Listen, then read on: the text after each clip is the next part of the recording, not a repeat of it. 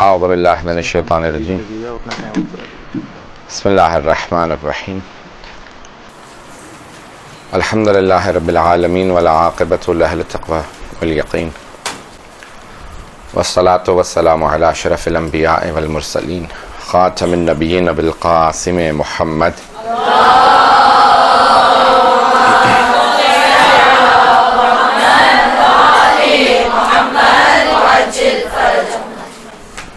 وآلہ الطیبین الطاہرین المعصومین لا سیما بقیۃ اللہ فی الارضین روحی وارواح العالمین لتراب مقدمہ الفدا واللعنۃ الدائمۃ علی اعدائہم اجمعین من الآن الی قیام یوم الدین اما بعد السلام علیکم جمیعا ورحمۃ اللہ۔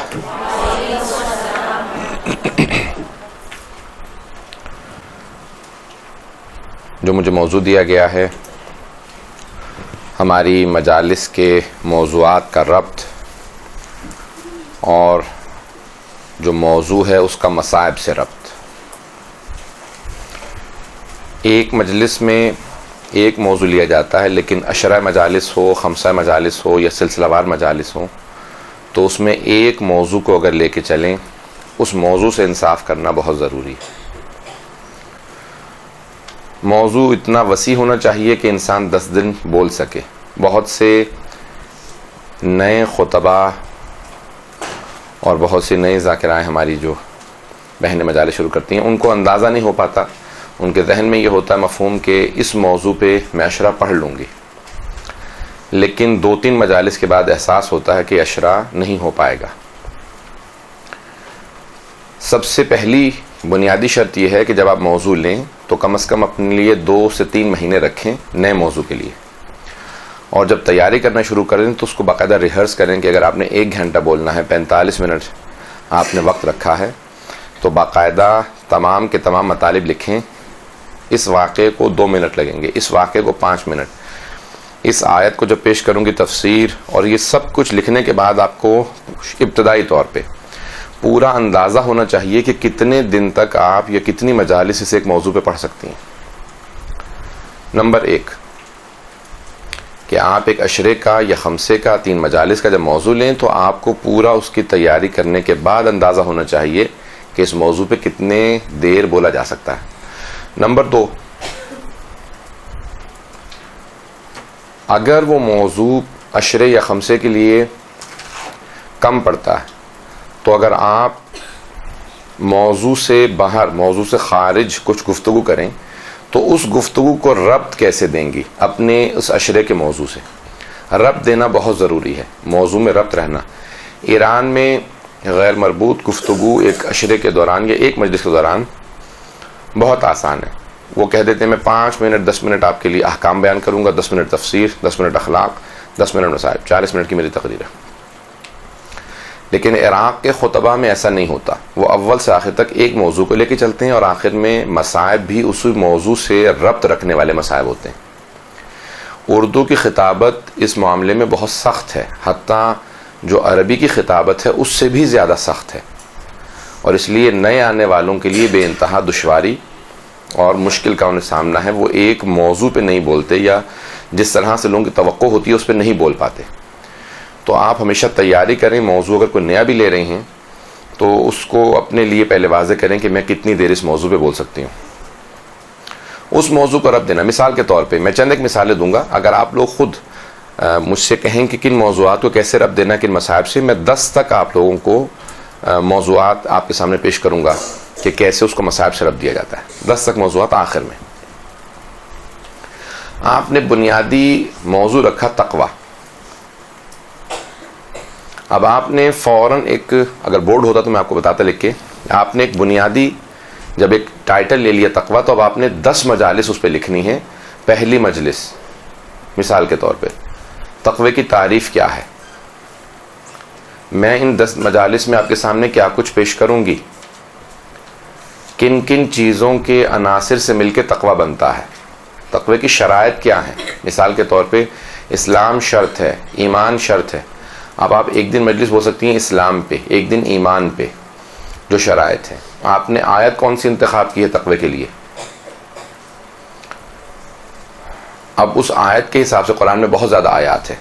اتقوا اللہ مثال کے طور پہ، کونوا مع الصادقین، یا ھدی للمتقین، قرآن ہدایت ہے متقین کے لیے. اب وہ تمام آیات کو ربط دینے کے بعد، اکٹھے رکھنے کے بعد، آپ نے اس موضوع کو 10 دن پہ تقسیم کر کے ایک ایک دن کے لیے ایک ایک موضوع لینا ہے. یعنی اوور آل ٹائٹل آپ کا ایک ہے تقویٰ، اور پھر نیچے 10 دن آپ نے کم از کم 7 یا 8 الگ الگ موضوعات ہوں گے جن کو آپ نے 10 مجالس میں پیش کرنا ہے، اور کنکلوژن یا نتیجہ آخری 2 مجالس میں دینا کہ تقوی کے نتائج کیا ہیں، حصول کیا ہے تقوی کا. آیا پردہ تقوی کی شرط ہے، نماز تقوی کی شرط ہے، روزہ تقوی کی شرط ہے. یہ تمام اپنے موضوعات اس ایک کلی موضوع میں، جزئی موضوعات بہت زیادہ ہو سکتے ہیں. ہر جزئی موضوع کو کلی موضوع سے ربط دینا بہت ضروری ہے. جزئی موضوع میں نے پردے پہ بولا مثال کے طور پہ، کلی موضوع تقویٰ. اب مجھے ربط دینا ضروری ہے کہ یہ نہ لوگ محسوس کریں کہ یہ الگ مجلس تھی، یا آج کی مجلس پردے پہ تھی، تقوی پہ نہیں تھی. آپ کو کئی مرتبہ پردے کو بار بار ربط دینا ہے تقوی سے، کہ تقوی کیا ہے اور پردہ کیوں ضروری ہے تقوی کے لیے. اب تک سب فالو کر رہے ہیں؟ میں زیادہ تیز نہیں بول رہا ہوں. تو آپ اس کو مسلسل ربط دیں، یعنی آپ کی ہر مجلس میں آپ کے اصل موضوع پہ کم از کم 4-5 مرتبہ آپ اشارہ ضرور کریں کہ میں اسی موضوع پہ ہوں، اور یہ نہ ہو کہ صرف لفظی طور پہ ہوں، بلکہ اس کو ربط دینا سیکھیں. پردہ تقوی کے لیے کیوں ضروری ہے اس پہ بولیں، نماز تقوی کے لیے کیوں ضروری ہے، یا حجاب اور پردہ آیا متضاد چیزیں ہیں، یا حجاب وسیع تر ہے اور پردہ جو ہے وہ جزئی ہے. اس کو آپ خود موضوع کو پھیلا سکتے ہیں. ایک آپ نے موضوع لیا، کوئی مجھے اگر موضوع دیں آپ لوگ خود. حجاب ایک مجلس کا موضوع ہو سکتا ہے، عشرے کا موضوع نہیں ہو سکتا. حجاب پہ آپ بولیں کہ آنکھوں کا حجاب ہے، زبان کا حجاب ہے، کانوں کا حجاب ہے، آپ اس کو وسعت دے سکتے ہیں. عشرے کا کوئی موضوع دیں، میں پھر آپ کو اس کے چلیں قرآن و اہل بیت. آپ نے قرآن و اہل بیت ایک موضوع لیا، اور آپ نے اس قرآن اور اہل بیت، اب آپ تصور کر سکتے ہیں کہ 5 مجالس قرآن اور 5 اہل بیت پہ، یا آپ 10 کی 10 مجالس قرآن اور اہل بیت ہر مجلس میں ربط دے کے پڑھیں. میرا اشرہ ہے اس پہ. آپ اس کو پہلے دن ڈیفائن کریں، قرآن کیا ہے، اہل بیت کون ہے، اور پھر پہلے ہی دن سے آپ نے جب ایک وسعت دی تو اس کو پہلے موضوع کو پہلے دن پھیلایا جاتا ہے، اور اس کو اتنا زیادہ پھیلا دیتے ہیں کہ اب ایک ایک ٹاپک کو لے کے میں نے اگلے اشرے کو مکمل کرنا ہے، قرآن اور اہل بیت. کیونکہ اب یہ وہ موضوع ہے جو بہت عام ہے، عموم ہے، اس پہ میرا اپنا اشرہ موجود ہے، اس لیے میں اس پہ نہیں پڑھ رہا. یا کوئی اور نہیں بتاؤں، کوئی ایسا موضوع ہے جو اب تک میں نے نہ پڑھا ہو، یا عزاداری، تقویٰ، چلیں ظہور امام مہدی، تزکیہ نفس، معرفت امام زمانہ. چلیں میں ان 4-5 موضوعات کو جلدی ٹچ کروں گا. آپ نے لیا معرفت امام زمانہ جیسے موضوع، یہ بہت پیارا موضوع ہے. پہلے دن آپ نے صرف معرفت کی ڈیفینیشن کیا ہے، معرفت کسے کہتے ہیں، آیا معرفت صرف دیکھنے سے سننے سے حاصل ہوتی ہے یا اس کے اور بھی ذرائع ہیں. امام کو ہم دیکھ نہیں پاتے، اللہ کو ہم دیکھ سکتے ہی نہیں ہیں، تو آیا ہمیں اللہ کی معرفت حاصل ہوتی ہے؟ اس کے معرفت کے درجات کیا ہیں؟ سائنس ایکسپیریمنٹ کو مانتی ہے، سائنس میں ایکسپیریمنٹ میں جو چیز نہیں آتی دیکھنے میں لیبارٹری میں، اس کا انکار کر دیتے ہیں. اللہ لیبارٹری میں نہیں آ سکتا، تو اب ہم کیسے اللہ کو ثابت کریں؟ تو تھوڑا بہت علمی اس کو موضوع کو لے کے چلیں. معرفت کے آپ نے خود اس کے دریچے کئی کھول دیے. پھر اس کے بعد آپ نے کہا امام زمانہ کون ہے. معرفت امام زمانہ علیہ السلام کی واجب ہے. معرفت شخص ہوتی ہے، معرفت شخصیت ہوتی ہے. شخص کون ہے اور شخصیت کیا ہے؟ شخص امام کا نام، ان کے والد کون، ان کی والدہ کون، یہ شخص ہے. امام کا نظام کیا؟ شخصیت جو وہ پورا کا پورا ایک نظام قائم کریں گے، وہ جو پورا سسٹم لے کے آ رہے ہیں، ان کی عصمت. اب آپ ایک ایک موضوع کو ایک ایک دن ڈیوائڈ کر سکتی ہیں. پہلے دن آپ نے اس کو وسعت دی، بتایا کہ معرفت کیا ہے، اس کی تعریف. دوسرے دن آپ نے کہا امام زمانہ علیہ السلام کہاں پیدا ہوئے، ان کا ایک تاریخچہ، امام کی پوری ولادت سے لے کے جو آپ کے پاس واقعات موجود ہیں. تیسرے دن آپ قرآن میں کہاں کہاں امام زمانہ کا تذکرہ ہے، قرآن کے ذریعے امام کی معرفت، کون کون سی آیات ہیں. بقیت اللہ خیر لکم ان کنتم مؤمنین، سورہ انا انزلنا کے اندر تنزل الملائکۃ والروح. اس طرح سے تمام وہ آیات جو امام زمانہ کے وجود پہ دلیل ہیں. دوسرے دن دوبارہ اسی کو وسعت دے کے آپ 2 دن صرف اس موضوع پہ بول سکتی ہیں کہ قرآن میں امام زمانہ کا کہاں کا تذکرہ ہے. پھر احادیث میں منتخب الاثر، عبد اللہ لطف اللہ صافی کی کتاب ہے، لطف اللہ صافی گلپاگانی کی، اس میں احادیث نقل کی گئی ہیں اور بہت وسیع کتاب ہے.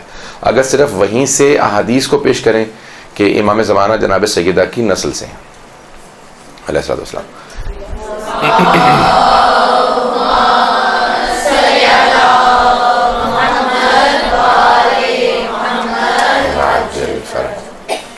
احادیث میں جب آپ پیش کریں تو پھر ایک مجلس آپ کی ہوگی کہ اہل سنت جو ہیں ان کی کتابوں میں کہاں کہاں امام زمانہ کا تذکرہ آیا ہے، امام مہدی علیہ السلام کا.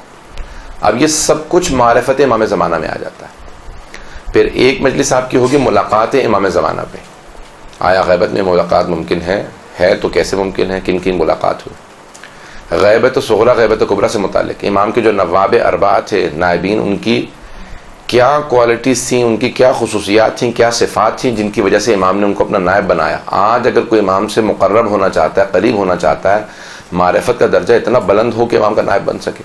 ایک وقت میں کتنے لوگوں میں صلاحیت ہوگی کہ امام ایک کا انتخاب کریں گے. کوئی امام سے کیسے قریب ہو سکتا ہے؟ معرفت جتنی بڑھے گی اتنا انسان کا قرب بڑھتا چلا جائے.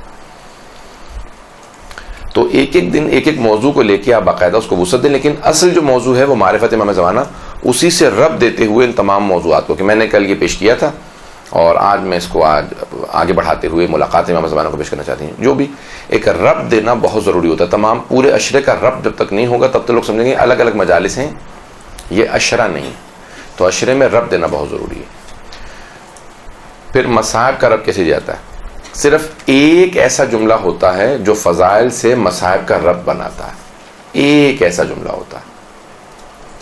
جیسے میں مجلس پڑھ رہا ہوں حجاب پہ، پردے پہ، اور رب دینے میں بہت چند چیزیں ضروری ہیں. اس بات کو سب غور سے سنیں گے. پہلی چیز، کئی مرتبہ آپ خواتین کا جب اشرہ پڑھ رہی ہیں تو موضوع آپ نے ایسا لیا ہے جو خواتین کا موضوع ہے. مصائب آپ نے پڑھنے ہیں کسی مرد کے، شہید کے، آپ نے پردے پہ پڑھا بھی. اب آپ نے اس کو کیسے رب دینا ہے کہ جناب اکبر علیہ السلام پہ یا امام سجاد علیہ السلام کے مصائب پڑھ سکیں. یہ بھی محسوس نہ ہو کہ یہاں پہ بے ربط انہوں نے ایک سے روک کے مجلس میں مصائب شروع کیا. صرف ایک جملہ ایسا ہوتا ہے مجلس میں جو پوری کی پوری مجلس کو مصائب سے رب دیتا ہے. آپ کہیں کہ جب آپ نے پورا پردے پہ پڑھا کہ بیویوں کا پردہ ائمہ علیہ السلام کی یا حضرت علی اکبر کی یا کس کی غیرت پہ کتنا گراں گزرتا تھا، یہ حضرت قاسم کے مصائب پڑھنے والے ہیں. کہیں کہ شب عاشور جب وہ پوچھ رہے تھے کہ چچا جان کیا شہداء میں میرا نام ہے نہیں، تو کیف الموت عندک، جناب سید الشہداء نے ان سے سوال کیا کہ آپ موت کو کیسا پاتے ہیں؟ کہ احلی من العسل، شہد سے زیادہ میٹھا. تو آپ نے فرمایا آپ ہی نہیں بلکہ علی اصغر کا نام بھی شہداء کی فہرست میں. تو جناب قاسم نے فوراً پلٹ کے کہا امو جان کیا اشقیاء خیموں میں آ جائیں گے؟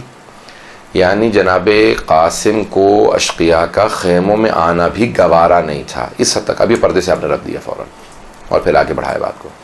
اسی طرح سے جناب اکبر کا یا جناب عباس کا کسی بھی آپ مصائب کو پڑھنے لگیں تو آپ کو فوراً ایک جملے سے رب دینا ہوتا ہے. ایک ایسا جملہ ہوتا ہے جو مربوط کر دیتا ہے فضائل کے موضوع کو مصائب کے موضوع سے.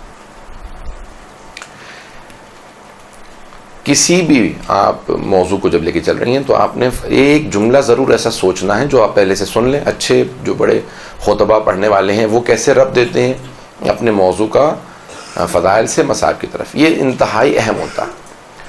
جب تک آپ کے لیے کلیئر نہ ہو کہ مجھے کیسے رب دینا کسی بھی موضوع کا، آپ نے، میں چند ایک مثالیں دینا چاہتا ہوں آپ کے لیے. مجلس آپ نے پڑھی شجاعت پہ، مثال آپ نے پیش کی جناب امیر علیہ السلام کی. مصائب پڑھنے آپ سے صاحب خانہ نے درخواست کی حضرت سکینہ کی. اب آپ شجاعت سے کیسے رب دیں گی جناب سکینہ کے مصائب کا؟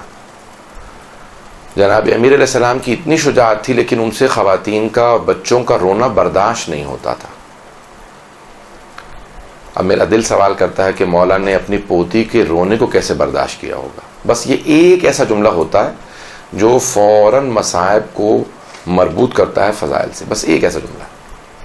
تمام آپ کے مجالس کے ہر موضوع سے متعلق آپ کو پہلے سوچنا ہے. ہمیشہ پہلے پوچھ لیں. مہارت انسان کو آہستہ آہستہ آتی ہے. تو زیادہ پڑھنے سے، زیادہ بولنے سے موضوعات پہ آپ کو مہارت ہوگی. آپ پہلے پوچھ لیں مجھے مصاحب کس کے پڑھنے ہیں. آپ نے موضوع اپنا تیار کیا، وہاں سے فوراً ایک ایسا جملہ سوچیں جس کو رب دینا ہے آپ نے. جیسے مثال کے طور پہ میں نے بھی شجاعت کہا، جیسے سخاوت پہ بولتے ہوئے اب آپ نے کیسے کوئی جملہ پیش کرنا ہے کہ سخی اتنے تھے کہ کسی کے مانگنے پہ ائمہ اہل بیت علیہ السلام فوراً کھانا دے دیا کرتے تھے اور اپنا گھر بے شک فاقے سے رہے برداشت کرتے تھے، لیکن دوسروں کی بھوک برداشت نہیں کرتے تھے. جو ائمہ دوسروں کی بھوک برداشت نہیں کرتے تھے انہوں نے اپنے بچوں کی بھوک کو کیسے برداشت کیا ہو. ایک جملہ ایسا ہوتا ہے جس کی وجہ سے مربوط ہوتا ہے فضائل مصائب سے. کسی بھی موضوع کو آپ لے لیں، میں نے آپ سے کہا تھا کہ میں آپ کو 10 موضوعات دوں گا، اگر آپ ایک ایک موضوع مجھے دیتے جائیں تو میں ایک ایک جملہ صرف کہوں گا کہ اس فضائل کے موضوع کا کس مصائب سے آپ نے رب دینا، میں وہ پیش کروں گا. کہ تقدس عزاداری تو بہت آسان ہے، اس میں سے کسی کے بھی آپ چاہیں تو موضوع آپ اس میں مصائب پڑھ سکتے ہیں. میں آپ جی امر بالمعروف، 1 منٹ میں اگر تقدس عزاداری سے کس کے موضوع، کس کے مصائب آپ چاہیں کس سے؟ بہت آسان ہے. جناب زینب کو آپ نے فوراً تقدس عزاداری، آج عزاداری کرنا بہت آسان ہے. جناب زینب نے جب عزاداری شروع کی تھی تو عزاداری بہت مشکل تھی، رونے پہ پابندی تھی. عزاداری میں رونا ہی معال مجلس ہے. جناب زینب پہ رونے پہ پابندی تھی، آپ پہ رونے پہ پابندی نہیں. بس ایک جملہ ہوتا ہے بیٹا، ہمیشہ ایک جملہ، کوئی بھی. اب عزاداری تو اتنا وسیع موضوع ہے کہ جس شہید کے کہیں گے میں اس پہ آپ کو مصائب دوں گا ایک جملے سے. شکر. جناب اسماعیل نے جناب ابراہیم سے، اپنے والد سے کہا کہ بابا جان ستجدنی انشاءاللہ من الصابرین، آپ مجھے صبر کرنے والوں میں پائیں گے جب آپ چھری پھیریں گے. لیکن جناب قاسم جب شہادت کی خبر سنتے ہیں تو وہ شکر کرتے نظر آتے ہیں. یا کسی بھی شہید سے متعلق، اب آپ کو مجھے نہیں پتا کس کے مسائل پیش کرنا ہے. شکر، میں اس پہ بھی آتا ہوں. شکر پہ کس کے مسائل پیش کرنا چاہتے ہیں؟ کسی بیوی کے، کسی شہید کے، کس کے؟ سب سے آسان ہے. تو جناب سید الشہداء رضاً بقضائہ و تسلیما لامرہ، پروردگارا اتنے لاشیں اٹھانے کے بعد بھی میری طرف سے کوئی شکوہ نہیں ہے، شکر ہے.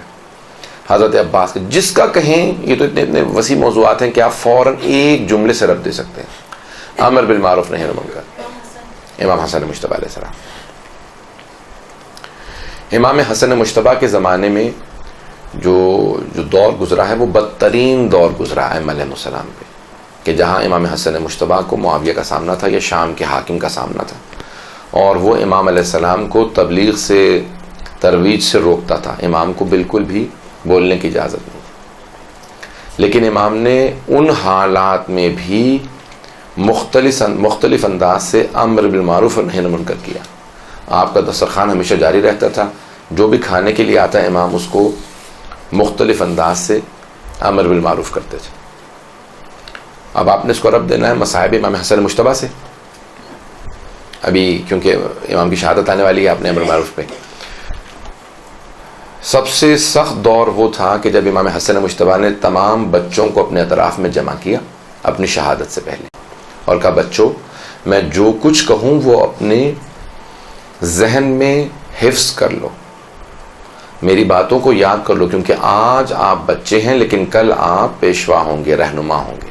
اگر میری باتیں یاد نہ رہیں تو انہیں لکھ لو تاکہ کل جب آپ پیشوائی کرنے لگیں تو آپ کو باتیں یاد رہیں. دوبارہ امر بالمعروف نہی عن المنکر.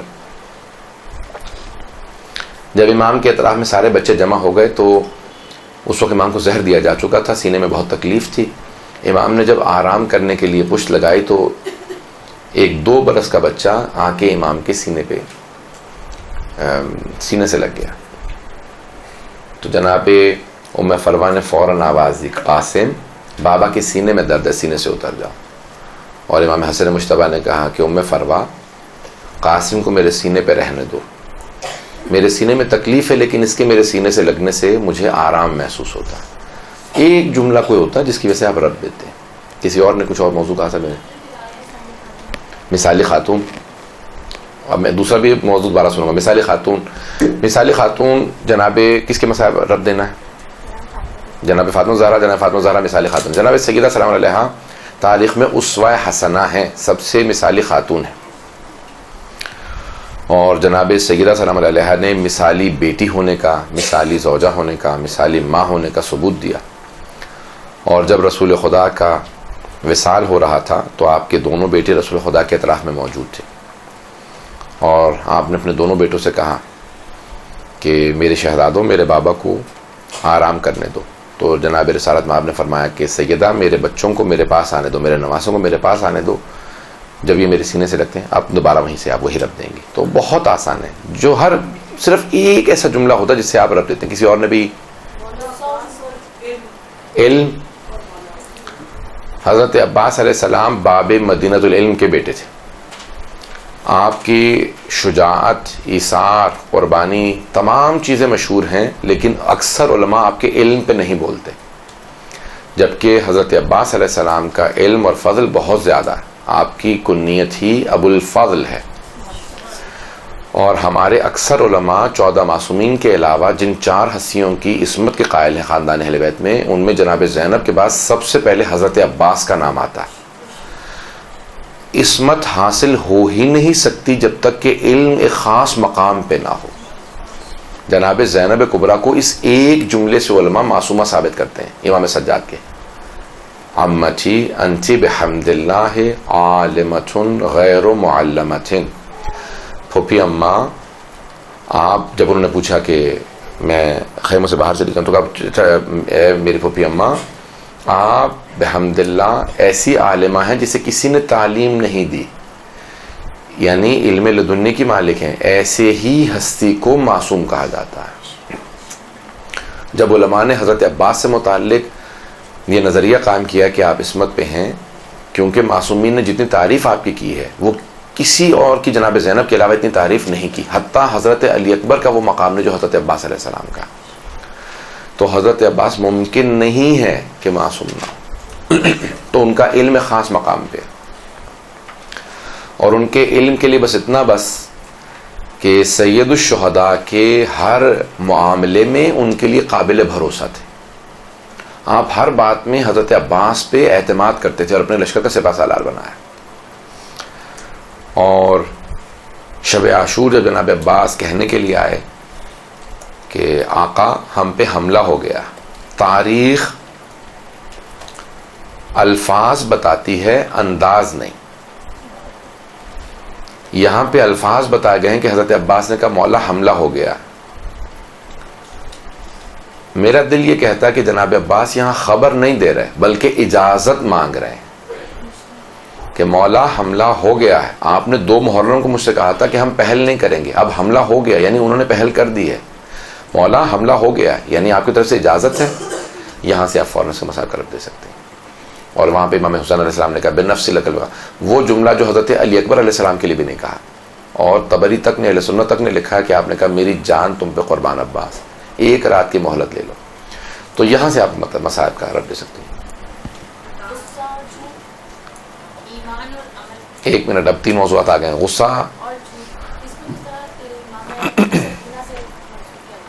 غصہ اور جھوٹ، یعنی ایک مجلس کا موضوع ہے، یا غصہ رکھیں یا الگ موضوع، 2 موضوعات. غصہ جناب سکینہ سے میں اس کو موضوع دیتا ہوں، رب دیتا ہوں. میں نے اس میں موضوع مجلس نہیں پڑھی لیکن میرے فوراً جو ذہن میں آ رہا ہے میں پیش کر رہا ہوں. غصہ ندامت کی طرف لے جاتا ہے. الغضب آخرہ الندم، جناب امیر علیہ السلام فرماتے ہیں غصہ انسان کو ندامت کی طرف لے جاتا ہے، شرمندگی کی طرف، کیونکہ انسان غصے میں بہت کچھ کہہ جاتا ہے جو بعد میں اس کو شرمندگی ہوتی ہے. جناب سکینہ نے اتنے مصائب جھیلے لیکن کبھی بھی غصے کا اظہار نہیں کیا. اور آپ نے اپنی پھوپھی سے ایک مرتبہ کوفے میں کہا جب لوگ صدقے کے کھجور پھینک رہے تھے کہ پھوپھی اماں جب میرے بابا مجھے سینے پہ سلاتے تھے تو ہر روز ایک نبی کی کہانی سناتے تھے. میرے بابا نے مجھے حضرت صالح نبی کا قصہ سنایا تھا. پھوپھی اماں جب حضرت صالح کی قوم نے ان کی اونٹنی کے کوہان کو کاٹ دیا تو اس کے فصیل نے، اس اونٹنی کے بچے نے پہاڑ پہ چڑھ کے بد دعا کی تھی. پھوپھی اماں مجھے یہ بتائیں کیا اس اونٹنی کے بچے کا مقام زیادہ تھا یا میرا مقام زیادہ ہے؟ تو یہاں سے اس کو میں رکھ دوں گا. جناب سکینہ کے مسائب کا جھوٹ اور کس کے مسائب؟ جناب ربا، زندگی کے اندر صداقت کا بہت رتبہ اور مقام ہے. جناب زینب کبریٰ جناب ام کلثوم سے توقع کیا کی جا سکتی تھی؟ یہی توقع کی جا سکتی تھی جو انہوں نے کیا، کیونکہ وہ علی و فاطمہ کی بیٹیاں تھیں. کمال ان بیویوں کا ہے جو اوروں کے گھر میں پروان چڑھیں لیکن آل محمد کی آزمائشوں پہ پورا اتریں، ان کا اس طرح سے ساتھ دیا جیسا کہ ساتھ دینے کا حق تھا. اور آل محمد نے ان بیویوں کی تعریف کی. ان بیویوں میں سر فہرست جناب رباب کا نام ہے کہ سید الشہداء نے ان کی جھوٹ سے دوری اور صداقت سے قرب کی وجہ سے یہ شعر کہا کہ میرا اس گھر میں دل نہیں لگتا جہاں سکینہ اور رباب نہ ہو. آپ وہیں سے مصائب کا رب دے سکتی ہیں کہ جناب رباب کے کتنے مصائب ہیں. 2 چہلم کے مصائب اور ظہور امام زمانہ. امام زمانہ کے امام کا ظہور عاشورہ پہ ہوگا اور آپ اپنا تعارف سید الشہداء سے کروائیں گے. آیت اللہ بہجت نے کہا کہ 5 مرتبہ امام زمانہ اعلان کریں گے اور 5 دفعہ اپنا تعارف امام حسین علیہ السلام سے کہیں گے. الا یا اہل العالم، ہر دفعہ کہیں گے اے دنیا والو، اے الا یا اہل العالم، آگاہ ہو جائے دنیا والو، الا یا اہل العالم ان جدی الحسین قتلوہ عدوانا، میرے جد حسین کو بہت بے دردی سے ذبح کیا گیا تھا. اپنا تعارف کروائیں گے. ہر سال امام زمانہ چہلم پہ 40 پہ کربلا ضرور جاتے ہیں. یہ چہلم ہی پہ کربلا جانا ضروری کیوں ہے؟ کیونکہ جس طرح سے دین کی تکمیل غدیر سے ہوتی ہے، عاشورہ کی تکمیل 40 سے ہوتی ہے، چہلم سے ہوتی ہے. اور امام زمانہ اس بات کو پہنچانا چاہتے ہیں کہ جیسے رسول خدا کے پیغام کی تکمیل ولایت علی سے ہے، ویسے امام حسین کے پیغام کی تکمیل جناب زینب سے ہے. اور جناب زینب چہلم پہ کربلا میں آئیں. بس وہیں سے آپ اس کو شروع کر سکتے ہیں. ایثار اس کے علاوہ اس کے ساتھ ہی اگر ہم کربلا میں جو خواتین موجود تھیں ان کے ساتھ رب دینا چاہیں مصائب کا. ایثار امام حسن عسکری علیہ السلام. ایثار بہت وسیع موضوع ہے اور ائمہ علیہ السلام نے بے انتہا قربانیاں دی. ہمارے جو 2 امام سب سے کم سنی میں شہید ہوئے وہ ایک ہیں امام متقی علیہ السلام جو 25 برس کے تھے اور امام حسن عسکری علیہ السلام جو 28 برس کے تھے. جب جناب زینب کبریٰ بیٹھ کے نماز پڑھ رہی تھی تو امام سجاد نے کہا پھوپھی اماں آپ تہجد کی نماز بیٹھ کے پڑھ رہی ہیں؟ میں نے زندگی میں کبھی آپ کو تہجد کی نماز بیٹھ کے پڑھتے نہیں دیکھا. تو آپ نے فرمایا بھتیجے کھانا اتنا کم آتا ہے کہ میں بچوں کو دے دیتی ہوں، خود نہیں کھاتی. یہ ایثار ہے.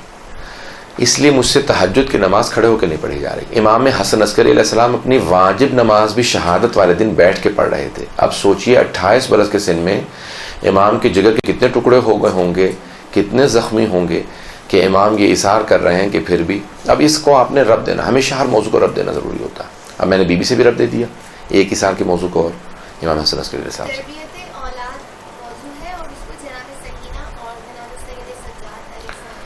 جناب سکینہ اور جناب سید سجاد سے رب دینا ہے تربیت اولاد. تربیت اولاد اگر اپنی اولاد سے رسول خدا کی حدیث ہے کوئی بھی وعدہ کرو تو اس کو پورا ضرور کرو. اذا وعدتموہم ففوا لہم، ہمیشہ اپنے وعدے کو پورا کرو. اپنی اولاد کی تربیت کا جز سمجھو کہ اپنی اولاد سے جو وعدہ کرو اس کو پورا کرو. تربیت اولاد میں بہت سی چیزیں بہت ضروری ہیں. ان میں سے بنیادی چیز ہے کہ بچوں کو سچائی سکھاؤ. جب جناب سید الشہداء آخری وقت جناب سکینہ سے وداع کر رہے تھے تو بی بی نے جناب سید الشہداء سے کہا بابا آپ کہاں جا رہے ہیں؟ تو جناب سید الشہداء نے کہا بیٹی میں پانی لینے جا رہا ہوں. تو کہا بابا جان جب سے چچا عباس گئے میری پیاس بجھ گئی ہے. تو آپ نے کہا بیٹی میں نے طفلی میں اپنے نانا سے وعدہ کیا تھا اس لیے مجھے اپنے وعدے کو پورا کرنا ہے. اور آپ نے تربیتاً اپنی بیٹی کو ایک جملہ کہا بیٹی آج جہاں ماں سلائے وہاں سو جانا، ضد نہ کرنا میں نے بابا کے سینے پہ سونا. اب آپ نے اس کو رب دے دیا. تربیت اولاد جناب سکینہ سے. امام سجاد سے رب دینا. پنجتن پاک کا دور ولایت کا دور ہے اور امام سجاد سے تربیت کا دور شروع ہوتا ہے. 5ویں اور 6ٹھے امام تفسیر حدیث اور فقہ کا درس دے ہی نہیں سکتے تھے اگر 4تھے امام نے مدینے کے معاشرے کی تربیت نہ کی ہوتی. معاشرے کی تربیت گھر سے شروع ہوتی ہے، اولاد کی تربیت سے شروع ہوتی ہے.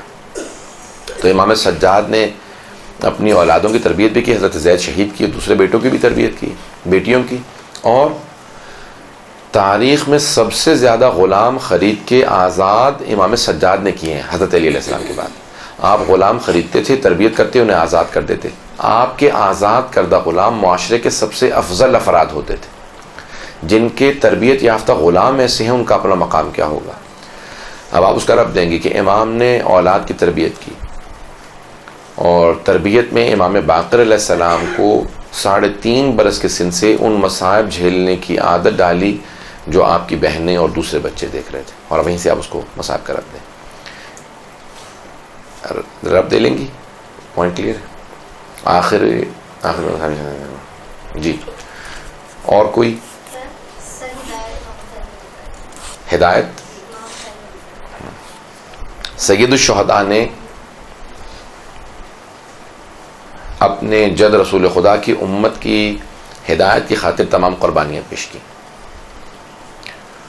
اور جب چلے مدینے سے تو کہا کہ ان لم اخرج اشرن ولا بطرن، میں نہ جنگ کے لیے نہ فساد کے لیے کسی صرف اپنے جد رسول خدا کی امت میں اصلاح کی غرض سے، ہدایت کی غرض سے جا رہا ہوں.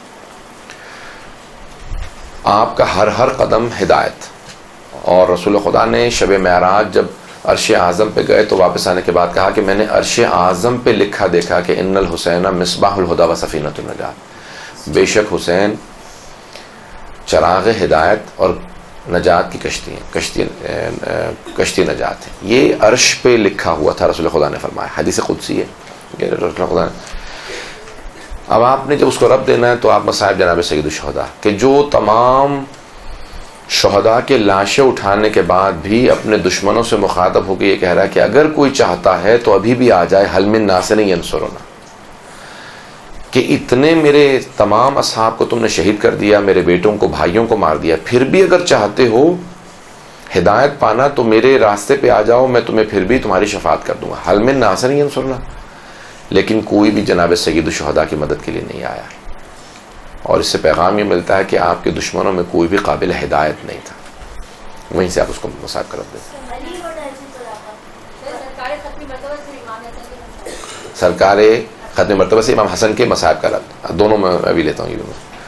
یہ امام رسول، ہر امام کے ولادت یا شہادت کا ایک دن انہی سے مخصوص ہے، لیکن رسول خدا کی دونوں تاریخیں 17 ربیع الاول ولادت اور 28 صفر آپ کا وصال، دونوں کسی نہ کسی امام سے مربوط ہیں.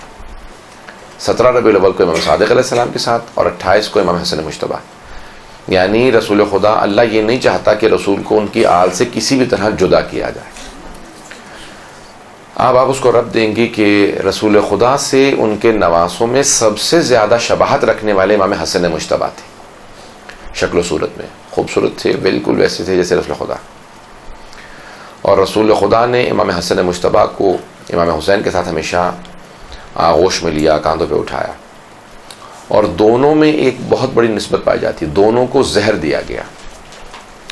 تاریخ میں اتنا سخت زہر بہت کم اماموں کو ملا کہ جس میں امام خود یہ شکوہ کریں کہ اس زہر سے میرے جگر کے ٹکڑے ہو گئے.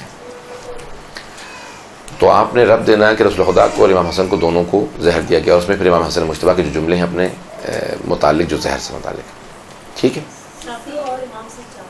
صبر اور امام سجاد. صبر کے آخری پیمانے پہ حضرت ایوب ہے. قرآن میں جب بھی صبر کا تذکرہ آیا اللہ نے کہا کہ ایوب تمہیں یاد رکھا جائے گا. تاریخ میں کسی نے، بیٹے ان کے شہید ہو گئے انہوں نے صبر کیا، فصلیں اجڑ گئیں صبر کیا، ان کا گھر گر گیا انہوں نے صبر کیا، ان کی صحت ختم ہو گئی انہوں نے صبر کیا، ان کی زوجہ گھر گھر میں کام کر کے ان کے لیے دوا لے کے آتی تھی، کھانا لے کے آتی تھی، انہوں نے صبر کیا.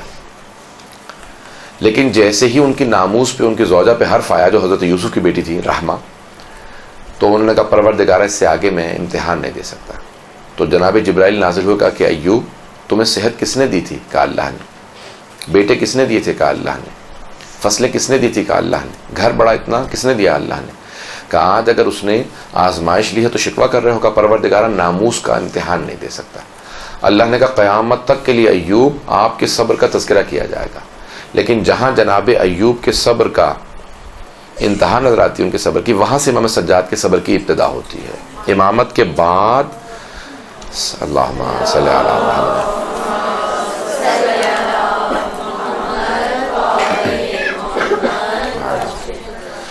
کربلا میں امام سجاد علیہ السلام کی جو آزمائش شروع ہوتی ہے، ساری آزمائشیں کربلا میں امام حسین کی ہیں، لیکن اس کے فوراً بعد جب پردے کی آزمائش شروع ہوتی ہے تو وہ امام سجاد کی. تو یہاں سے آپ اس کو رکھ دیں گے. عبادت و نماز، مصائب امام حسین السلام. نماز کی اہمیت پہ بولیں، عبادت کی اہمیت پہ بولیں کہ نماز دین کا ستون سب کچھ، اور اس کے بعد پھر کہیں کہ نماز مومن کی معراج ہے، اور نماز کی معراج سجدہ ہے، اور سجدوں کی معراج سید الشہداء کا آخری سجدہ ہے. کہ جہاں مورخ نے یہ تو لکھا ہے کہ سید الشہداء سجدے میں گئے خود تھے، لیکن یہ نہیں لکھا کہ سر خود اٹھایا تھا. ان کا سر شمر نے ان کے بالوں سے پکڑ کے اٹھایا تھا. وہیں سے آپ اس کو رد دے کے ان کے مسائل کو وہاں پہ پیش کر سکتی ہیں. یہ ہو گیا کلیئر جن کا یہ موضوع تھا. مصائب امام رضا سے نہج البلاغہ امام امیر المومنین کا کلام ہے. ائمہ علیہ السلام کی فصاحت و بلاغت مشہور ہے. امام رضا علیہ السلام کی حدیث ہے کہ ہمارے علوم کو سیکھو اور دوسروں کو ہمارے علوم سکھاؤ. لأن الناس لو علموا محاسن کلامنا لاتبعونا، کہ اگر لوگوں کو ہمارے کلام کی خوبصورتی معلوم ہو جائے تو وہ ضرور ہماری اتباع کریں گے، اطاعت کریں گے. اب اس کو آپ نے نہج البلاغہ سے رب دیا.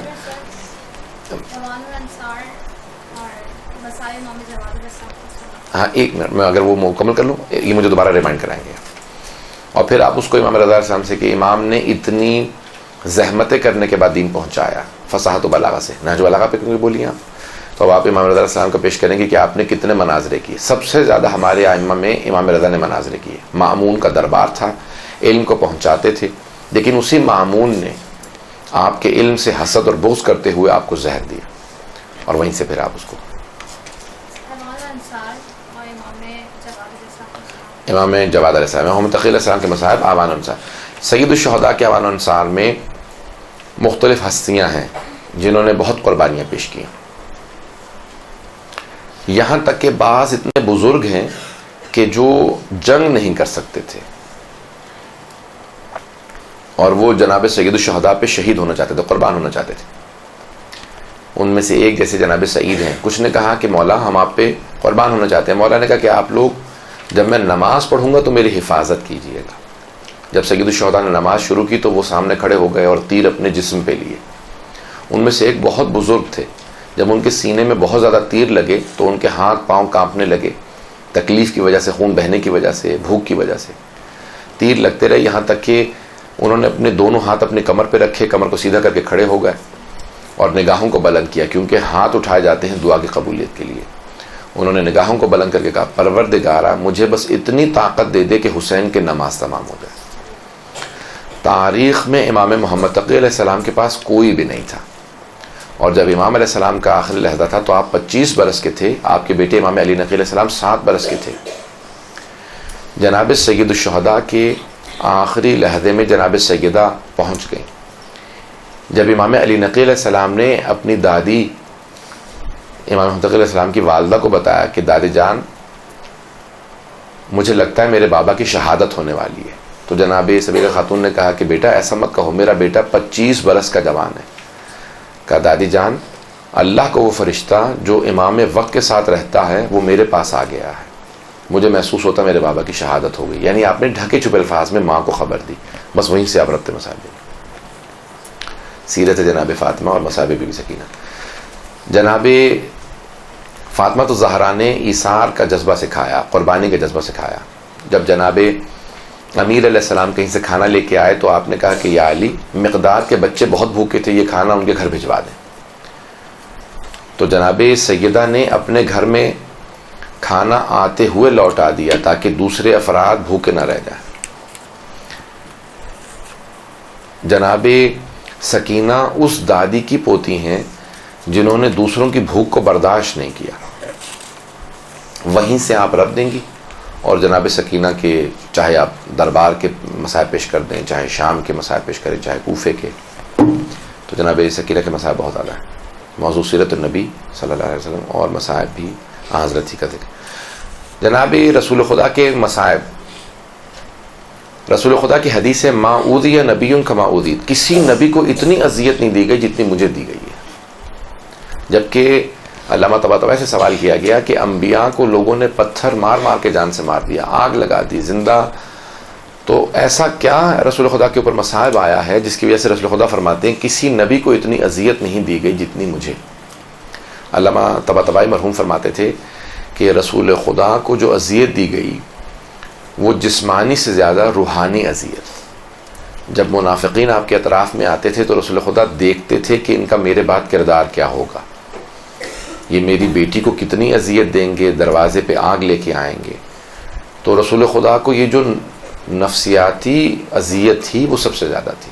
اور آپ وہیں سن کر اب دیں گی کہ رسول خدا کا جب سیرت کو پیش کرنے کے بعد ہیں کہ جب آخری لحظات تھے تو بار بار دروازے پہ دستک ہوتی تھی، تو آپ نے پوچھا جناب سیدہ سے کہ بیٹی کون ہے دروازے پہ؟ کہا بابا میں چہرہ نہیں دیکھتی، لیکن ایک عرب ہے، اس نے عربی لباس پہن رکھا ہے اور بار بار آپ کا پوچھتا ہے. کہا بیٹی جانتی ہو کون ہے؟ کہا بابا آپ فرمائیے. کہا بیٹی یہ ملک الموت ہے، کسی نبی سے اجازت میں نہیں مانگتا، صرف آپ کے احترام میں بار بار پوچھ رہا ہے کہ مجھے رسول خدا سے ملنا ہے. میں وہاں پہ رسول خدا کا بھی رب دے سکتا ہوں، جناب سیدہ کا بھی، جناب سیدہ کا رب دے سکتے ہیں کہ جب ملک الموت بیوی کے دروازے پہ بغیر اجازت کے داخل نہیں ہوتے تو اے مسلمانوں دروازے پہ آگ لے کے مت آنا. رضا الہی اور مصائب امام حسن علیہ السلام. رضا الہی. جناب امام حسن مجتبیٰ نے صلح کی تاکہ امت بچ جائے اور پوری زندگی رضا پروردگار پہ اپنی قربان کی. میں یہاں پہ 3 نکات پیش کروں گا امام حسن کی لائف سے. پہلی جو چیز ہے وہ ہے دین پہ مال قربان کرنا بہت آسان ہے، لیکن دین پہ جان قربان کرنا بہت مشکل، اور اس سے زیادہ مشکل دین پہ اپنی آبرو قربان کرنا. لوگ توہین کریں، ہتک کریں، یہ دین پہ اپنی آبرو قربان کرنا سب سے مشکل کام ہے. امام حسن مجتبیٰ نے نہ صرف مال قربان کیا، نہ صرف جان قربان کی، بلکہ اپنی آبرو تک دین پہ قربان کر دی. لوگ آپ کو منہ پہ آ کے توہین کرتے تھے، سلام کرتے تھے، کہتے تھے السلام علیکم یا مذل المسلمین، اے مسلمانوں کو ذلیل کروانے والے تجھ پہ سلام ہو. کیوں؟ کیونکہ تم نے صلح کر لی معاویہ سے. لوگ منہ پہ آ کے امام امیر المؤمنین کو امام حسن کے سامنے گالیاں بکتے تھے. امام روتے تھے لیکن امام پھر بھی صبر کرتے تھے. دین پہ آبرو قربان کرنا سب سے مشکل کام ہے. یہی تھا نا آپ نے سوال کیا تھا، رضا الہی. امام نے رضا الہی کی خاطر سب کچھ قربان کر دیا.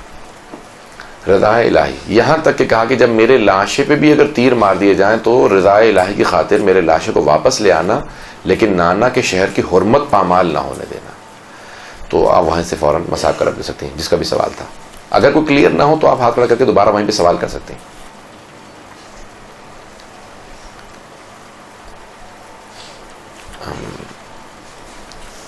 اربعین کے بارے میں کچھ اور جملہ ادا کریں مجلس میں. دیکھیں اربعین کی بہت فضیلت ہے. مرحوم مرزا جواد ملکی تبریزی نے کہا کہ زندگی میں ایک مرتبہ اگر کوئی عرفان کا درجہ حاصل کرنا چاہتا ہے تو زندگی میں ایک مرتبہ اربعین کی زیارت بہت ضروری ہے.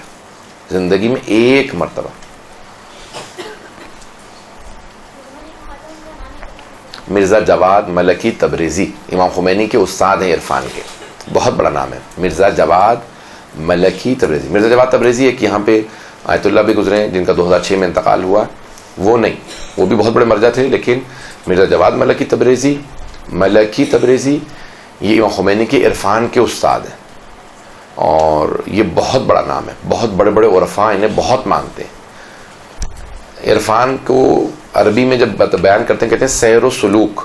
سیر و سلوک، سیر یعنی اللہ کی طرف سیر، سلوک یعنی عرفان کا جو راستہ ہے. اب میں اس کی تفصیل میں نہیں جاؤں گا، لیکن سیر و سلوک بہت ضروری ہے عرفان میں. وہ کہتے ہیں کہ جو بھی سیر و سلوک چاہتا ہے، اللہ کی طرف راستہ طے کرنا چاہتا ہے، تو زندگی میں ایک مرتبہ اربعین کی زیارت بہت ضروری ہے. اربعین کی زیارت انسان کو کمال تک پہنچاتی ہے.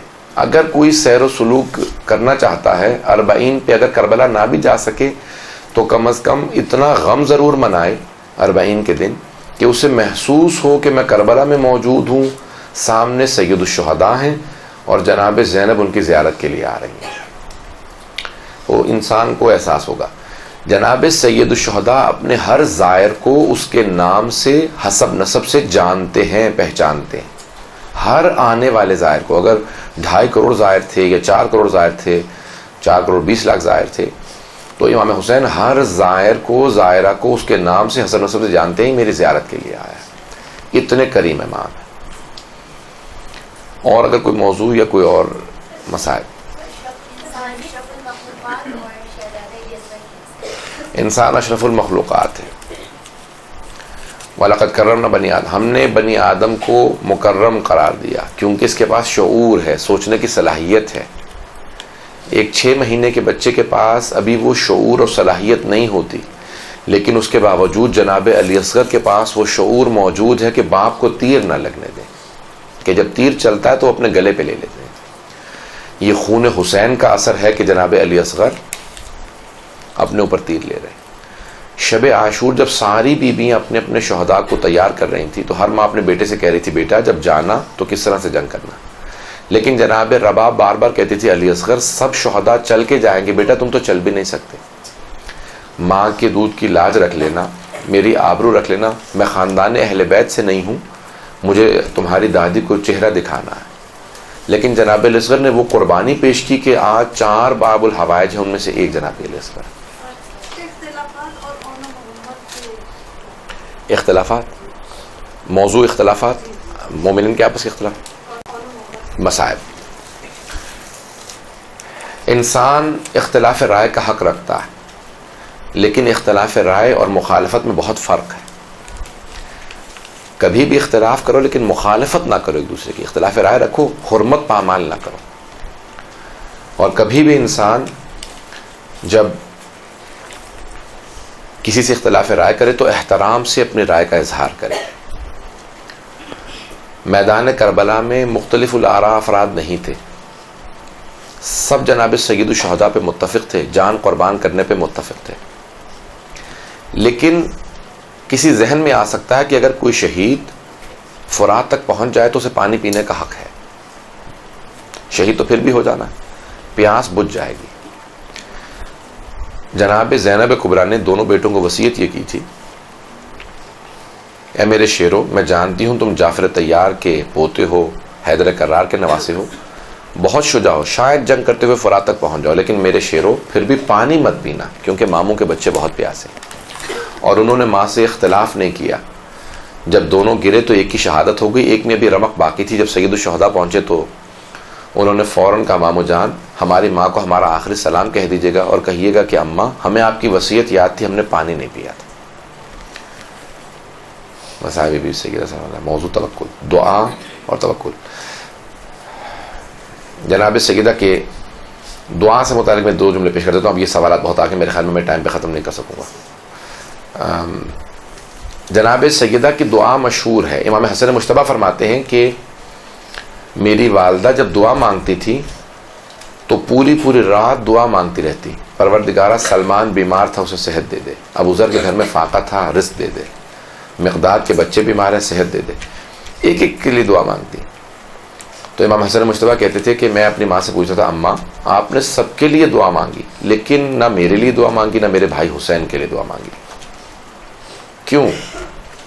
تو جناب سیدہ فرماتی بیٹا اللہ دلوں کے بھید جانتا ہے. جب میں نے سب کے لیے دعا مانگ لی تو وہ خدا جانتا ہے کہ تم دونوں میرے دل میں بستے ہو، وہ جانتا ہے کہ میں تمہارے لیے کیا چاہتی ہوں. جب میں دوسروں کے لیے دعا مانگتی ہوں تو اللہ میرے دل میں جو کچھ تمہارے لیے ہے اس کو خود ہی پورا کر دے گا.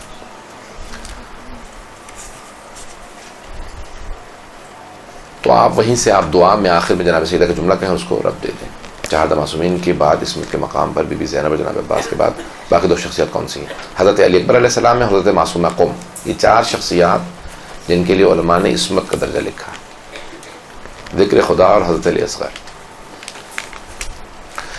ذکر کئی طرح کا ہوتا ہے، زبان سے بھی ذکر کیا جاتا ہے، دل سے ذکر کیا جاتا ہے. انسان اللہ کو یاد کرتا ہے. ذکر یعنی یاد پروردگار. کیا مقام ہوگا اس ہستی کا کہ جناب سید الشہداء اس سفر کے لیے جا رہے ہیں جو نہ کسی نبی کو نصیب ہوا، نہ کسی ولی کو، نہ کسی امام کو. وہ سفر کربلا ہے. اور اپنے اس سفر میں جن ہستیوں کو ساتھ رکھا ان میں حضرت علی اصغر کو ساتھ رکھا. یہ یاد پروردگار کی خاطر جناب علی اصغر کو ساتھ رکھا. اور وہیں سے جناب علی اصغر علیہ السلام کے مسائل پیش کریں. میں اب یہ 4 اور ہیں موضوعات، ان کو مکمل کروں گا. پھر آخر میں چند جملے مسائل کے پڑھوں گا. بی بی کے موضوع ہے احترام مصاحب حضرت عباس. جناب عباس نے پوری زندگی ماں کے احترام میں امام حسن و حسین کو کبھی بھائی نہیں کہا. احترام انسان کو ان درجات پہنچا دیتا ہے جس درجے پہ کوئی نہیں پہنچتا. امام سجاد فرماتے ہیں کہ روز قیامت میرے چچا عباس کا مقام دیکھ کے ہر شہید کہے گا اے کاش یہ مقام مجھے نصیب ہوا ہوتا. کہ ماں نے بچپنے میں حضرت عباس سے کہا کہ کبھی بھی حسن و حسین کو بھائی مت کہنا. تو حضرت عباس نے کہا کیا وہ میرے بھائی نہیں ہیں؟ کہ بھائی ہیں لیکن وہ زہرا زادے ہیں اور تم کنیز زادے ہو، انہیں کبھی بھی بھائی مت کہنا. کہا کیسے پکاروں پھر؟ تو جناب ام البنین نے کہا کہ سیدی و مولائی، آقا اور مولا کہہ کے پکارنا، کبھی نام مت لینا. انہوں نے پوری زندگی آقا اور مولا کہا. کب نام لے کے پکارا؟ کب امام حسین علیہ السلام کو بھائی کہا؟ جب شہادت کے وقت آخری لحظہ تھا تو اس وقت پہلی مرتبہ زندگی میں کہا یا اخا ادرک اخا. کہا کہ بھیا مجھے میری ماں نے بتایا تھا جب میں اس دنیا میں آیا تو میں نے سب سے پہلے آپ کے چہرے کی زیارت کی تھی. اب میں دنیا سے جاتے میں بھی آپ کے چہرے کی زیارت کرنا چاہتا ہوں، لیکن میری ایک آنکھ میں تیر لگا ہے، دوسری میں خون بھرا. اگر میری آنکھ سے خون صاف کر دے میں آپ کے چہرے کی زیارت کر لوں. جیسے امام حسین نے ابا کا دامن اٹھایا تو کہا مولا میری ماں سے کہہ دیجیے گا میں نے نافرمانی نہیں کی تھی اماں کی، میرے ہاتھ سلامت نہیں تھی اس لیے میں نے آپ کو زحمت دی ہے. تو یہ احترام تھا جناب عباس کا. اور آپ اس کو مصاحب اطاعت اور مصاحب مولا عباس اطاعت. جناب عباس کی جو چھٹے امام نے زیارت پڑھی ہے اس میں فرماتے ہیں کہ السلام علیک یا ابا الفضل عباس المطیع للہ ولرسولہ ولامیر المؤمنین ولحسن والحسین. جناب عباس اگر اطاعت سب کی ایک جگہ دیکھنی ہو تو حضرت عباس کو ایک مرتبہ دیکھ لیں. اللہ کی اطاعت، رسول خدا کی، امیر المؤمنین کی، امام حسن، امام حسین، سب کی اطاعت ایک جگہ حضرت عباس کو دیکھ لیں. اتنی اطاعت کی کہ چوتھے امام فرماتے ہیں کہ اطاعت میں اپنی جان قربان کر دی لیکن پھر بھی بھائی کو نہیں بچا سکے. کہ وہ چاہتے تھے کہ کچھ ہو جائے مجھے، میرے بھائی بچ جائے. تو اطاعت جناب عباس سے بے انتہا مربوط ہے. موضوع ہے نفس اور مصائب حضرت علی اکبر علیہ السلام. ہر جوان کی خواہشات ہوتی ہیں. نفس جو ہے وہ انسان کو خواہشات کی طرف لے جاتا ہے.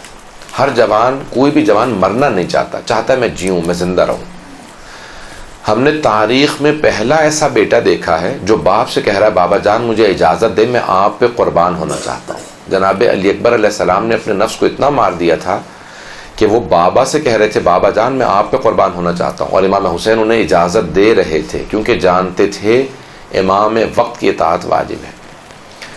اور جب جانے لگے تو کہا بابا جان اگر اجازت ہو میں رہے خدا میں جہاد کے لیے آپ پہ قربان ہوں. کہاں میری طرف سے اجازت ہے لیکن اوروں سے بھی اجازت لے لو. تو آپ اس کو بھی تمام مصائب کو ایک ایک جملے سے صرف ربط ہوتا ہے. تقویٰ، پرہیزگاری اور امام تقی کے مصائب. فضائل مولا کلام مدینہ آپ سے یہ میں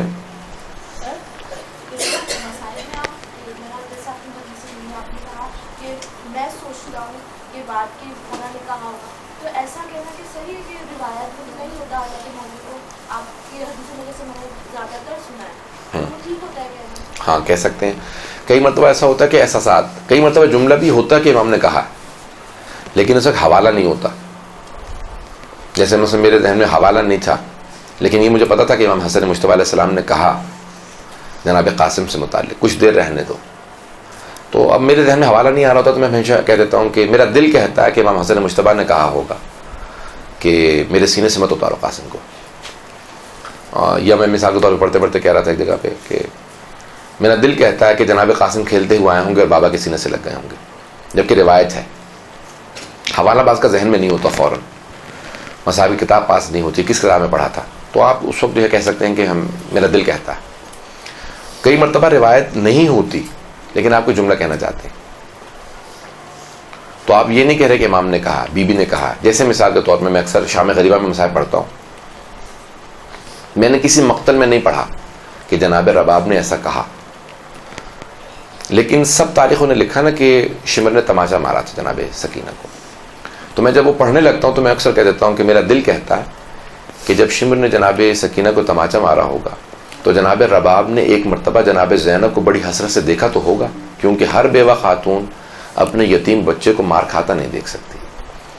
تو جناب رباب نے بڑی حسرت سے دیکھا ہوگا بی بی میری بچی کو بچا لیں. تو میرا دل کہتا ہے جناب زینب نے کہا ہوگا رباب مت دیکھو مجھے، اب میرا عباس نہیں رہا.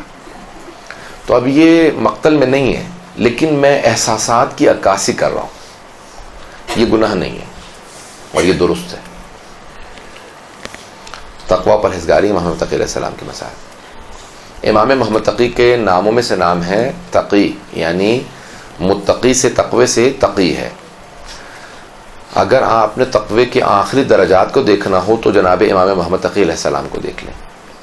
اور اتنے مصائب کے باوجود امام محمد تقی علیہ السلام نے 25 برس کے سن میں جب زہر دے دیا گیا، خود آپ کی زوجہ نے آپ کو زہر دیا، تو امام علیہ السلام نے اجتناب نہیں کیا، اپنی جوانی میں، بھرپور جوانی میں راہ خدا میں جان دینے کو گوارا کیا. یہ امام کے تقوی کی علامت ہے.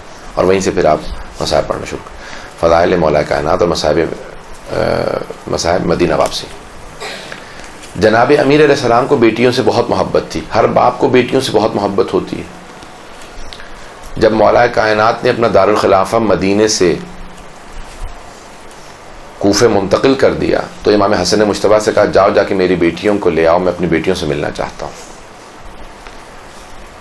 جب جناب زینب کبریٰ کوفے پہنچی تو مولا نے امام حسن مجتبیٰ سے کہا بیٹا میری بیٹی زینب کی اونٹنی کی مہار میرے ہاتھ میں دے دو، میں اپنی بیٹی کو خود کوفے میں لے کے جاؤں گا. میں ابھی بی بی کے تھوڑے سے مسائل پڑھوں گا، آخری یہ مسائل، یہ میں آخری سوال کا جواب دے دوں. یہ جملہ درست ہے جہاں امام حسین کے صبر نے جواب دے دیا، وہاں سے امام حسین علیہ السلام نہیں، یہ نہیں کہہ سکتے. امام حسین علیہ السلام کے صبر کی انتہا معلوم نہیں ہے. حضرت ایوب کا جہاں صبر ختم ہو گیا کیونکہ انہوں نے کہا اس سے میں آگے آزمائش نہیں دینا چاہتا، لیکن امام حسین نے یہ نہیں کہا کہ میں اس سے آگے آزمائش نہیں دینا چاہتا، بلکہ میں ہمیشہ ان الفاظ سے کہتا ہوں کہ کربلا میں ظلم کی انتہا نظر آتی ہے، صبر کی انتہا نظر نہیں آتی. اس سے زیادہ ظلم کیا نہیں جا سکتا تھا، لیکن یہ کہیں ثبوت نہیں ملتا کہ امام حسین علیہ السلام اس سے زیادہ صبر کر نہیں سکتے تھے. امام حسین اس سے زیادہ صبر کر سکتے تھے. جیسا جیسا روز عاشور دن گزرتا جا رہا تھا ویسے ویسے سید الشہداء کے چہرے کی رونق بڑھتی چلی جا رہی تھی، آپ کے چہرے کا نور بڑھتا چلا جا رہا تھا، ہیبت و جلال بڑھتا چلا جا رہا تھا. دشمن کہنے پہ مجبور تھا کہ حسین میں کمزوری نظر نہیں آتی، حسین پہلے سے زیادہ مضبوط نظر آ رہے ہیں. اتنی قربانیوں کے بعد حسین اتنے مضبوط ہیں. اور جب سارے لاشیں میدان کربلا میں پڑے تھے تو ایک مرتبہ امام حسین نے اپنے جد رسول خدا کو پکارا، اپنے بابا علی مرتضیٰ کو پکارا اور کہا کہ بابا جان آئے آ کے میری جنگ کو دیکھ لیں. جب جنگ کرنے لگے تو 3 مرتبہ حملے کیے. کہا بابا بھوک بھی بہت زیادہ ہے، گھر کی طرف سے بہت پریشان ہوں، اور بابا گرمی کی شدت بھی بہت زیادہ ہے، اور اس پیاس کے عالم میں جنگ کر رہا ہوں. بابا اپنے بیٹے کی جنگ کو دیکھیں. علماء نے لکھا ہے کہ جناب رسول خدا نے امام حسین کو کس مقام پہ سلام کیا. نانا نے نواسے کو سلام کیا کہ اس مقام پہ جب جناب علی اکبر گھوڑے سے گرے تو پہلی مرتبہ رسول خدا نے کہا اے حسین آفرین ہے حسین، آپ کی عظمتوں کو سلام. خلیل خدا نے آنکھوں پہ پٹی باندھ لی تھی، بیٹے کے لاشا نہیں دیکھ سکتے تھے، لیکن اے حسین آپ کی عظمتوں کو سلام، بیٹے کے سینے سے خود برچھی نکالنے آئے. آج ایک روایت کے مطابق جناب زینب کے شہادت کی تاریخ ہے. مجھ سے کہا گیا کہ مدینے کی واپسی کے مسائب پیش کر دوں، اگر برداشت کر سکے تو میں پیش کرنا چاہتا ہوں. جب بیویاں واپس مدینے جا رہی تھیں تو امام سجاد علیہ السلام سب بیویوں کو شام میں جمع کر رہے تھے. 3 دن تک امام سجاد ساری بیویوں کو جمع کر کے روتے رہے. میں آپ کے سامنے مصائب پڑھ رہا ہوں، آپ اس لیے رو رہی ہیں کیونکہ میں مصائب پڑھ رہا ہوں، لیکن رہائی کے بعد بیویوں کو مصائب کی ضرورت نہیں تھی. ایک بی بی آواز دیتی تھی واہ حسینہ، ساری بیویاں رونے لگتی تھی۔ جب خاموش ہوتی تھی دوسری بی بی آواز دیتی تھی واہ عباسہ، جب خاموش ہوتی تیسری بی بی آواز دیتی واہ علی اکبرہ، جب خاموش ہوتی ایک بی بی کہتی واہ قاسمہ۔ جب سب بیویاں روتی رہتی ہیں، امام سجاد پھر بیویوں کو جمع کرتے، کہا کہ پھوپھی اماں سب بیویوں سے کہہ دیں کل صبح ہم مدینے واپس چلے جائیں گے۔ جیسی صبح نمودار ہوئی، امام سجاد نے پوچھا پھوپھی اماں بیویاں تیار ہیں؟ جناب زینب نے کہا بیٹا سجاد سب بیویاں تیار ہیں، لیکن آپ کی ماں رباب کا کچھ پتہ نہیں ہے، نہ جانے آج صبح سے کہاں چلی گئی ہیں۔ امام سجاد نے کہا پھوپھی اماں مجھے پتہ ہے میری ماں کہاں گئی ہے، بیویوں سے کہیں اپنا سامان لیں، ہم راستے سے ماں کو لے لیں گے۔ جب قافلہ چلا جناب زینب نے کہا بیٹا سجاد یہ راستہ تو زندان کو جاتا ہے۔ کہا پھوپھی اماں میری ماں زندان کی ایک چھوٹی سی قبر سے وداع کرنے گئی ہیں۔ آپ نے دیکھا ہے کہ ایک ماں بچے سے کیسے لپٹ کے روتی ہے، جیسے ایک ماں بچے سے لپٹ کے روتی ہے نا، ویسے جناب رباب قبر سے لپٹی ہوئی تھی، اور قبر سے لپٹ کے بار بار ایک ہی جملہ کہتی تھی سکینہ تمہیں سب سے زیادہ شوق تھا مدینے واپس جانے کا، بیٹی اٹھو ہم مدینے واپس جا رہے ہیں۔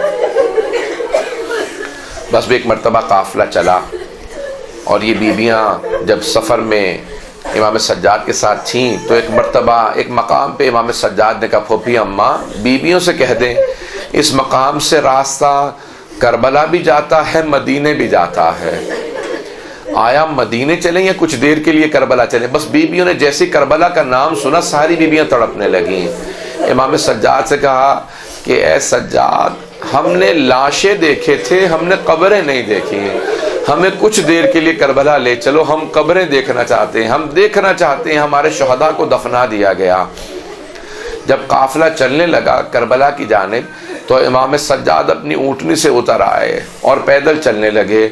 امام کی آنکھوں میں آنسو بہہ رہے تھے۔ آپ نے دیکھا کہ اگر کسی بیٹے کا باپ دنیا سے چلا جائے تو وہ چاہتا ہے لوگ اسے سینے سے لگائیں، آ کے پرسہ دیں، ارے آپ یتیم ہو گئے ہم آپ کو پرسہ دینے آئے ہیں۔ امام سجاد کو کسی نے کربلا کا پرسہ نہیں دیا تھا، کسی نے گلے نہیں لگایا تھا، کسی نے سینے نہیں لگایا تھا، کسی نے نہیں کہا کہ آپ کے باپ شہید ہو گئے۔ امام سجاد واقعہ کربلا کے بعد کسی اپنے کو تلاش کر رہے تھے، جیسے ہی چہلم پہ کربلا پہنچے دیکھا جناب جابر کھڑے ہیں۔ امام سجاد خود ہی آگے بڑھے، جناب جابر کو سینے سے لگا لیا اور سینے سے لگا کے رونے لگے، کہا جابر ہاں ہونا قتل رجالنا، جابر یہاں ہمارے مردوں کو ذبح کیا گیا تھا، جابر میری پھوپھیوں کی چادریں چھین لی گئیں، جابر میری چھوٹی سی بہن کو تماچے مارے گئے، جابر میرے گلے میں توق ڈال دیا گیا۔ امام نے آواز دی، کہا جابر آپ کچھ دور چلے جائیے۔ کہا مولا میں تو نابینا ہوں کچھ نہیں دیکھ سکتا۔ کہا دیکھ نہیں سکتے سن تو سکتے ہیں، میری پھوپھیاں بھی بیان کریں گی، بڑی بلند آواز سے بیان کریں گی، میرے بابا کو پکاریں گی۔ جناب جابر جیسے دور گئے جناب زینب نے آواز دی، بھیا میں جب بھی آپ سے ملنے آتی تھی آپ کھڑے ہو کے میرا احترام کرتے تھے، بھیا میں شام سے لٹ کے آئی ہوں، بھیا مجھے گلے لگا لو، میرے پاؤں بہت زخمی ہیں۔ ایک مرتبہ امام سجاد سے آواز دے کے پوچھا جناب زینب نے، بیٹا سجاد میرے بھائی کی قبر کہاں ہے؟ امام سجاد نے پھوپھی کا بازو تھاما، کہا پھوپھی اماں میرے ساتھ چلیں میں بابا کی قبر پہ لے جاؤں۔ جیسے ہی جناب زینب کو امام سجاد نے بتایا نا یہ میرے بابا کی قبر ہے، جناب زینب نے اپنے آپ کو قبر پہ گرا دیا، قبر سے لپٹ کے رونے لگی، ایک ایک مصائب کا جملہ بیان کرنے لگی۔ ساری بیویاں امام حسین کی قبر پہ گر گئیں۔ امام سجاد سمجھ گئے کہ اگر میں نے نہ روکا تو کوئی بیوی روتے روتے مر جائے گی، خود ہی آگے بڑھے، پھوپھی کا بازو تھاما، کہا پھوپھی اماں بس کیجئے، کب تک گریا کیجئے گا۔ جیسی جناب زینب اٹھی نا تو فوراً سوال کیا، بیٹا سجاد یہ میرے بھائی کے ساتھ والی قبر کس کی ہے؟ امام سجاد نے کہا یہ میرے بھیا علی اکبر کی قبر ہے۔ ساری بیویاں دوبارہ قبر پہ گر گئیں۔ ایک مرتبہ امام سجاد نے دوبارہ پھوپھی کا بازو تھاما، پھوپھی اماں بس کیجئے۔ کہا بیٹا یہ مقتل گنج شہداء میں کس کس کی قبریں ہیں؟ کہا یہ قاسم کی قبر ہے، یہ اون و محمد کی ساری بیویاں دوبارہ رونے لگیں. جب رو رہی تھی نا تو اس موقع پہ جناب زینب نے ایک سوال کیا کہ بیٹا سجاد، آپ نے ساری قبروں کا نشان بتا دیا لیکن میرے بھیا عباس کی قبر کا نشان نہیں بتایا. کہا پھوپھی اماں میرے ساتھ چلے، میرے چچا کی قبر فرات کے کنارے ہے. جب بیویاں چلنے لگی نا تو جناب زینب نے بیویوں کا راستہ روک لیا. کہا بیویوں میرے بھیا عباس کو سب کچھ بتا دینا ہم شرابی کے دربار میں گئے تھے، بتا دینا ہمیں تازیانے مارے گئے تھے، بتا دینا ہمیں کوفہ و شام کے بازاروں میں لے گئے تھے، لیکن بیویوں میرے بھیا عباس کو مت بتانا سکینہ شام میں رہ گئی.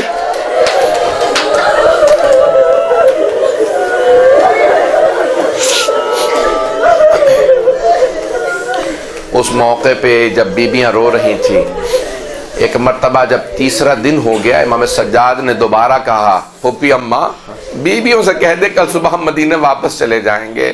جیسے ہی دوبارہ صبح ہوئی امام سجاد نے پوچھا پھوپھی اماں بیویاں تیار ہیں؟ کہا بیٹا سب بیویاں تیار ہیں لیکن پھر آپ کی ماں رباب تیار نہیں ہے. امام سجاد آئے جناب رباب کی خدمت میں. کہا مادر گرامی کیا بات ہے آپ تیار نہیں ہے؟ کہا بیٹا سجاد میں مدینے جا کے کیا کروں گی؟ میرے مولا کربلا میں ہے، میرا اصغر کربلا میں، میری سکینہ شام میں، کچھ بھی تو مدینے میں نہیں ہے. ایک مرتبہ امام سجاد نے پوچھا مادر گرامی آپ کربلا میں کیا کیجئے گا؟ کہ بیٹا سجاد میں قبروں کی صفائی کیا کروں گی، میں قبروں پہ پانی ڈالا کروں گی، اگر زائرین آئیں گے میں بتاؤں گی کس کی قبر کہاں پہ ہے. امام سجاد نے کہا مادر گرامی میری غیرت برداشت نہیں کرتی میں آپ کو تنہا چھوڑ جاؤں. بس بھئی بیویاں واپس چلیں. آخری جملے سن لیجئے. ایک مرتبہ جب مدینے واپس پہنچے امام سجاد نے بشیر ابن جزلم سے کہا جا کے مدینے میں اعلان کر دے کہ امام حسین کو کربلا میں شہید کر دیا گیا ہے. کوئی ہمیں اس حالت میں دیکھ کے مر جائے گا اگر ہم ایسے ہی چلے گئے. پہلے جا کے بتا دو تاکہ لوگ ذہنی طور پہ تیار ہو جائیں. بشیر نے اعلان کر دیا. حضرت محمد حنفیہ جو حضرت علی کے بڑے بیٹے تھے انہوں نے جب سنا نا امام حسین کا قافلہ واپس آ گیا تو انہوں نے پورا اعلان نہیں سنا تھا امام حسین شہید ہو گئے. وہ بہت تیزی سے دوڑے. کہا میں بھائی کا خود استقبال کروں گا. گھوڑے پہ سوار تھے. دور سے دیکھا امام سجاد کے ہاتھ میں حضرت عباس کا علم ہے. وہیں پہ گھوڑے کو روک کے سوال کیا. کہا این اخی میرا بھائی حسین کہاں ہے؟ کہا قد ذبح بکربلا چچا جان انہیں کربلا میں ذبح کر دیا گیا. کہا عباس کے ہوتے ہوئے حسین مارے گئے؟ کہا نہیں عباس کو بھی مار دیا گیا. کہا میں اور کچھ نہیں پوچھوں گا مجھے اتنا بتا دو علی و بطول کی بیٹیاں میرے بھائی کے ساتھ گئی تھی، یہ بتاؤ میری بہنوں کا کیا ہوا؟ امام سجاد نے کہا چچا انہیں شرابی کے دربار میں لے جایا گیا. حضرت محمد حنفیہ گھوڑے کی پشت سے زمین پہ گر گئے. جیسے گرے امام سجاد آگے بڑھے. چچا کا سر اٹھا کے زانوں پہ رکھا کہ چچا جان حوصلہ کیجئے گھر جا کے گریا کریں گے. کہ آپ کون ہیں بار بار مجھے چچا کیوں کہتے ہیں؟ کہ چچا آپ نے پہچانا نہیں؟ کہ نہیں میں نہیں پہچان سکا چچا میں سید سجاد. حضرت محمد حنفیہ نے کہا بیٹا سجاد آپ 24 برس کے جوان ہیں آپ کی داڑھی سفید کیسے ہو گئی؟ کہ چچا آپ نے صرف سنا علی کی بیٹیاں شرابی کے دربار میں گئیں. چچا میں آنکھوں سے دیکھ کے آیا ہوں.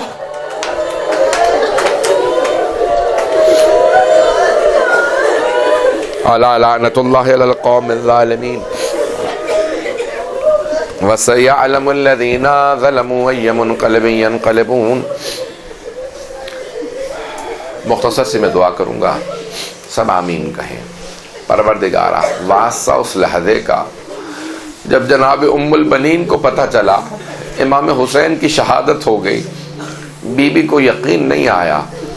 فوراً سر پہ برقع رکھا، ہاتھ میں عصا لیا، پوتے کا بازو تھاما، مسجد نبوی میں آئے. کہا بشیر یہ کون سا حسین مارا گیا ہے؟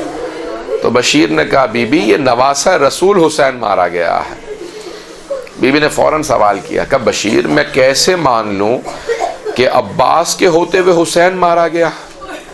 کہا نہیں بی بی پہلے عباس مارے گئے تھے بعد میں حسین کی شہادت ہوئی. کہا بشیر میں مان نہیں سکتی کہ عباس جنگ نہ کر سکا. تو بشیر نے کہا کہ نہیں بیوی، جب عباس کے سر میں گرز لگا نا، وہ گھوڑے کی زین پہ سنبھل نہیں سکے۔ تو جناب ام البنین سے رہا نہ گیا، کہا بشیر تو عباس کو جانتا نہیں ہوگا، میں عباس کی ماں ہوں، بشیر میں نہیں مان سکتی کہ میرا شیر بیٹا عباس گرز کا وار نہ روک سکا۔ تو ایک مرتبہ بشیر نے کہا بی بی، جب عباس کے سر میں گرز لگا ان کے بازو نہیں تھے۔ یہ جملہ سننا تھا، جناب ام البنین کے ہاتھ سے عصا گر گیا، بی بی زمین پہ بیٹھی ماتم کرنے لگی، رونے لگی۔ جب زیادہ بلند آواز سے روئی نا تو بشیر نے کہا بی بی آپ سے برداشت نہیں ہوا؟ تو جناب ام البنین نے کہا بشیر تو نے میرا کلیجہ چھلنی کر دیا، تو کہتا ہے جب میرے بیٹے کے سر میں گرز لگا اس کے بازو نہیں تھے۔ بشیر جب کوئی شہسوار گرتا ہے وہ ہاتھوں کا سہارا لیتا ہے، جب میرے بیٹے کے بازو نہیں تھے مجھے اتنا بتا اس کا چہرہ پہلے زمین پہ لگا تھا یا اس کا سینہ زمین پہ لگا تھا؟ پروردگارہ باب الحوائج کی ماں جناب ام البنین کا واسطہ ہم سب کی عاقبت بخیر فرما، ہم سب کو زندگی میں جناب سید الشہداء کی زیارت نصیب فرما، آخرت میں سید الشہداء کی شفاعت نصیب فرما۔ پروردگارہ جو ہاتھ بلند ہے کسی کو رد نہ فرما۔ پروردگارہ ہم جتنی مجالس پڑھتے ہیں سنتے ہیں سب کو اپنی بارگاہ میں قبول فرما، ہماری لغزشوں کو گناہوں کو معاف فرما، ہم سب کی عاقبت بخیر فرما، صاحب الزمان کا ظہور دیکھنا نصیب فرما، ہمارے مولا اور آقا کو ہم سے خوشنود و راضی فرما۔ پروردگارہ کسی کو اپنی بارگاہ سے نا امید نہ لوٹا۔ پروردگارہ شام کے روزوں کو دوبارہ آزاد فرما، ہمارے مقامات مقدسہ کی حفاظت فرما۔